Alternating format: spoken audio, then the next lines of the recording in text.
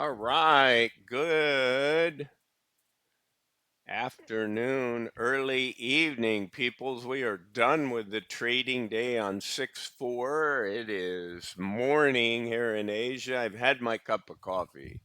All right. So I noticed that Rex launched three more, what I think will be competitive, very popular underlying stock funds, and it'll make more work for me in doing my comparisons. So, about a week ago, they launched NVII. So I've got a small sample size to show you.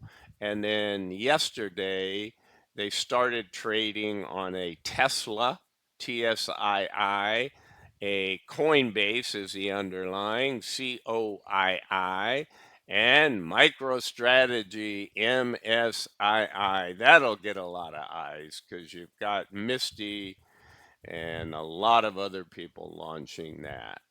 So let me talk about it. Now, look, a lot of YouTubers just take you out to the website and show you, and I certainly go out there and get my data.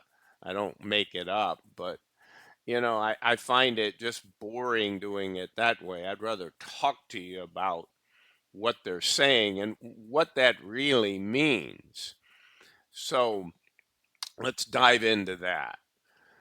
So the funds are going to target, they say 125% daily exposure to the underlying stocks. Okay.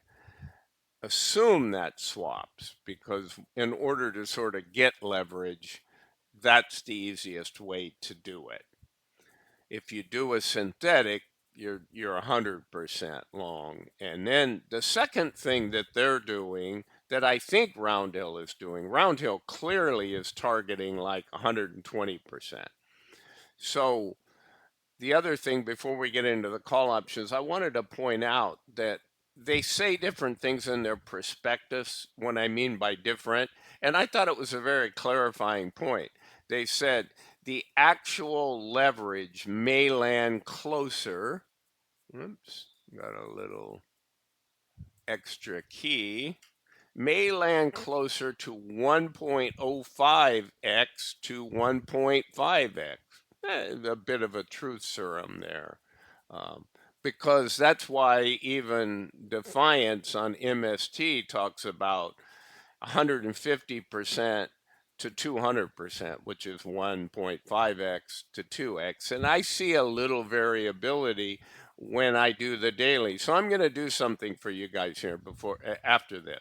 So call options. So one of the ways that can give them income a little bit is even in the swaps, right? You can buy and sell those and put on different positions and you make or lose. But to sort of get a more guaranteed income, especially when you're doing weekly, they're going to write calls. Now, I find this interesting because I don't know. I need to go look at Roundhill and see if they're doing this methodology. I think they might be because I notice their income doesn't always match. And then in other cases, it does match Yieldmax, who sometimes holds back on writing it, but they're kind of dependent on the spread mentality to sort of not lose at all, right? Which the old methodology, when you flew by the written calls in Roundhill in Yieldmax, you really got hurt. And it took away a lot of your gain on the synthetic because if you're 100% long and your underlying goes flying, you're going to make money on the synthetic. But if you wrote your calls 5% out of the money for that week and it went up 20%, then you took 75% of that gain away. And that's ugly. You hate seeing that. So the green call options will be written on half the portfolio to generate income for the weekly payouts. But not okay. So one can say you're not going to produce as much income typically as a Yieldmax fund under their current mentality, because you're only writing on half. But guess what you're doing? You're not going to have as much NAV erosion as Yilmax has. And I think honestly, that's why Yilmax is looking at this swap mentality. And they can always vary. I see them today not deploying. For instance, they'll put a spread on and they say they write, I'm making up this number, 30,000, because it depends on the fund, 30,000 calls written against, which is maybe 100% of their calls they wrote. But then on the spread side where they're buying insurance, they may or may not do a full 100%. That's slightly different. So that's varying the two pieces, whereas these guys are just going out and writing calls, 5%, 6% out of the money on weekly. And they're saying we're only doing it on half because if this thing blows up 20% in a week, we do want some of the capture. But what that's going to do is that's going to limit their income. So I suspect you're going to see, like you see with Roundhill for the most part, a more stable underlying NAV value, but less income. So one can say, hey, I deploy that income. I see a rationale for arguing this thing either way. I see one for, hey, give me more money now. I'll do something with it. I know my NAV's going to go down, but I care about total return, right? The difference between my NAV loss and that big payment. Well, that's what I'm going to dive in and show you guys. All right. So the sample size is small, but then I pulled other data in as well. So let's dive in. Here is now NVII with all of 6 days of trading. Excuse me, guys. I raised the microphone at least. You may or may not have heard the cough, but all right. So NVII is the new guy. So obviously, why show this other data except down here? I'm going to do that. So you've got NVIDIA, which is a monthly pair, and then you got Roundhill, which is much closer to the mentality here. Although I don't know, I have to go look and see if they only write half the calls.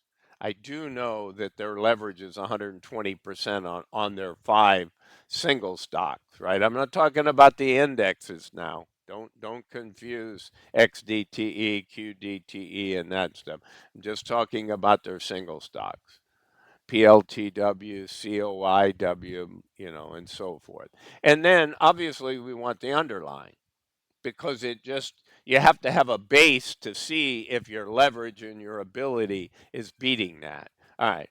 So I took a few bigger, and this is a small upside day. So I took the 3 biggest up days, and nice, we had a fairly good down day. And let's see how they all perform before we get down here.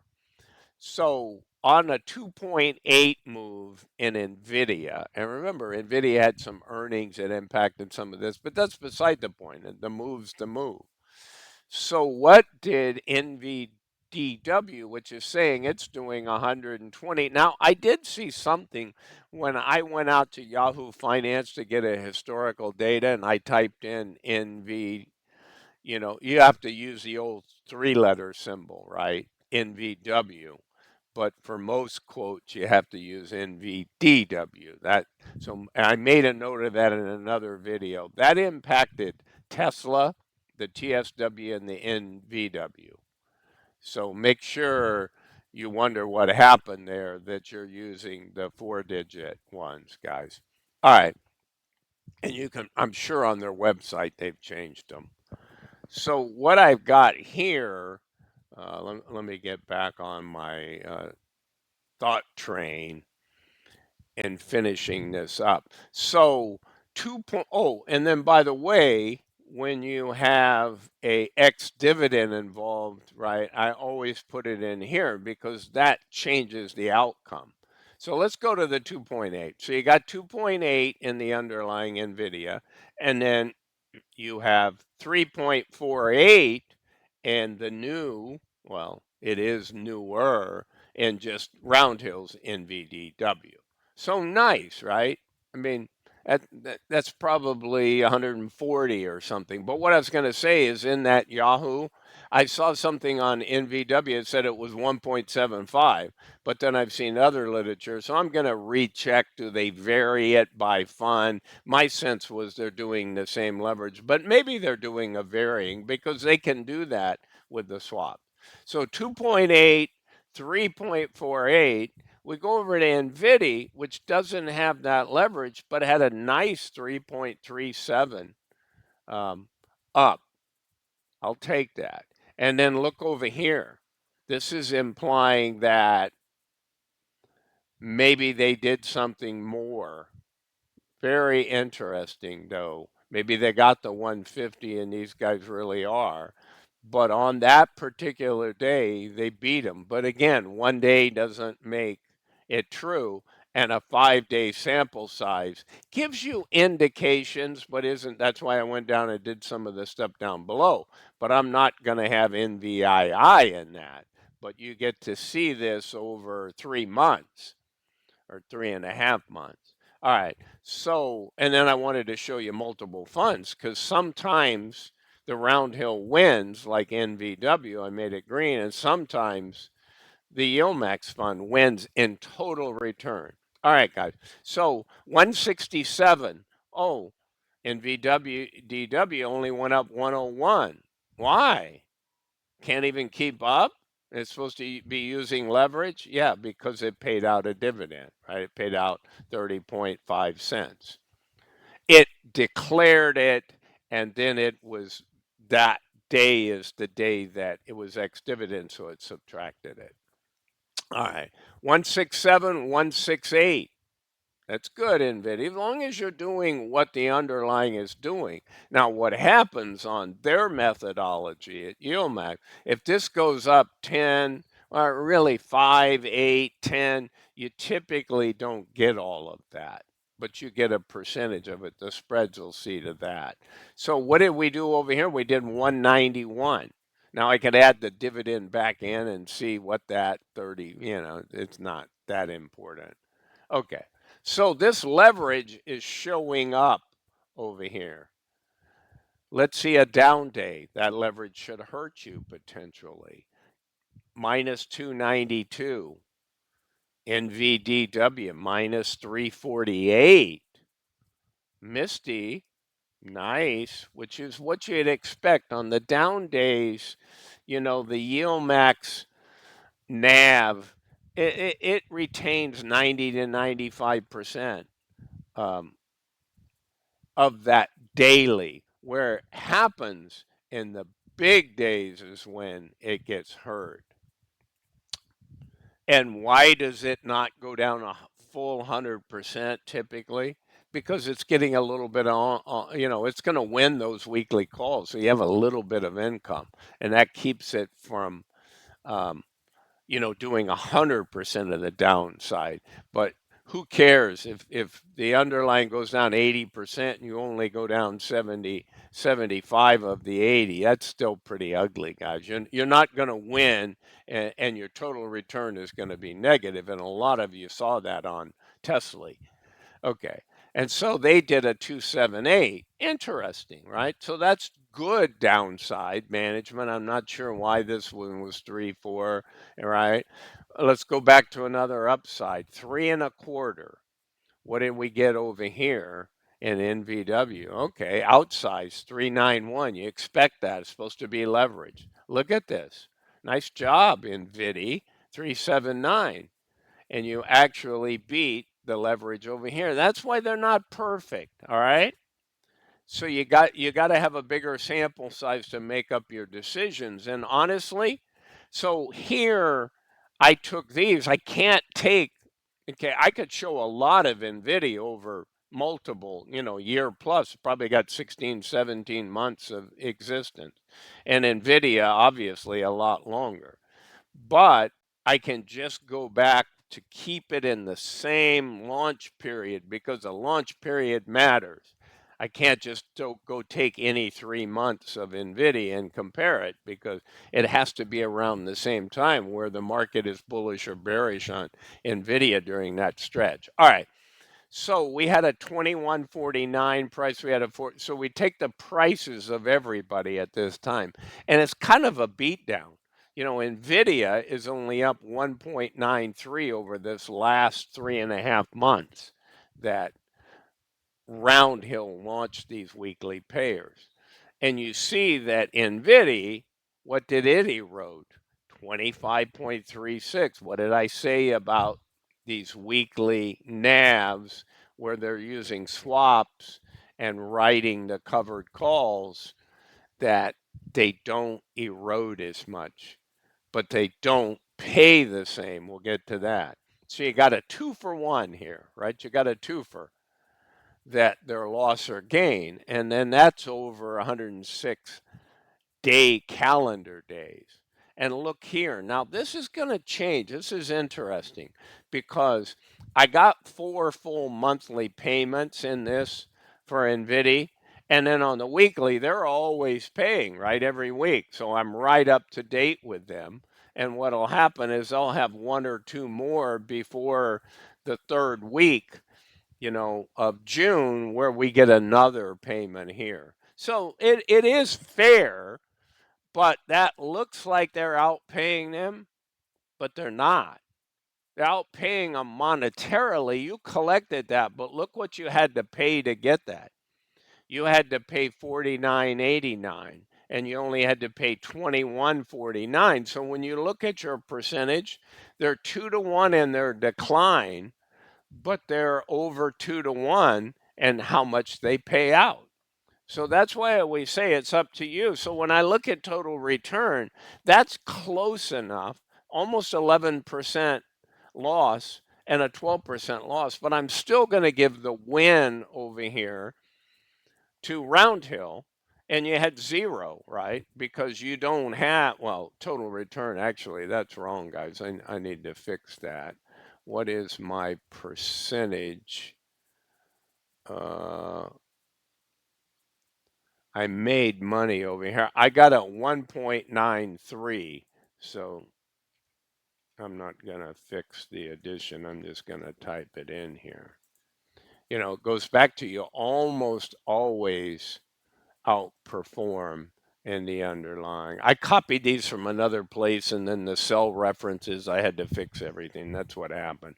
Okay, so you win in the underlying, but you don't get any income, right? You're losing, but you're getting 21.9% along the way. And when you annualize that, it's for 106 days versus 365.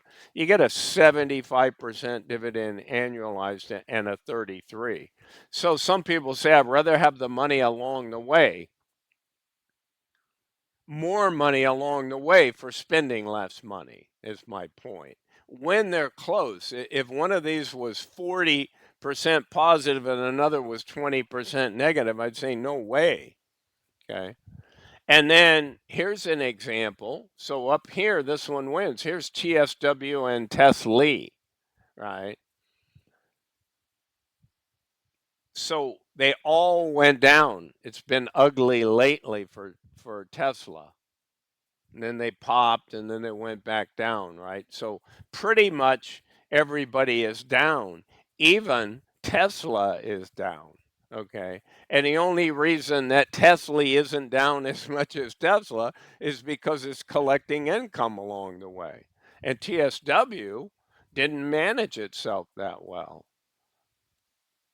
So this is the big reason. Normally they hold their NAV better, but it depends on the underlying and the way it trades. So they clearly went down the most, 26%. The underlying only went down about 8, but TSW went down 20. It can't do that against here because it's going to get outpaid 2-to-1. Happened again. They paid 11 and this guy paid 21. Not quite 2-to-1, but close enough. So that gives them, like a 15-point advantage, and you collect bigger amount of money because you had to pay $51 for this. You only paid $12.17 for this on both of these, their prices on 219.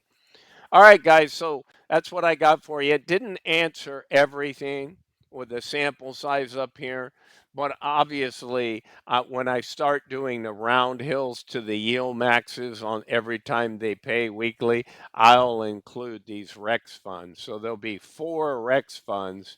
There's 5, and we're waiting to see when we're going to get MSTW and potentially a whole bunch of other Round Hill single stock weekly payers, guys. And I imagine the same thing's going to happen with Rex. They're just getting the most popular ones out right now. All right, guys, this is Bruce with Targeted Wealth Creation. Not financial advice. I'm not a financial advisor. Anytime you're making investments and you want advice, always check with a certified financial advisor. Have a great evening ahead. Bye for now.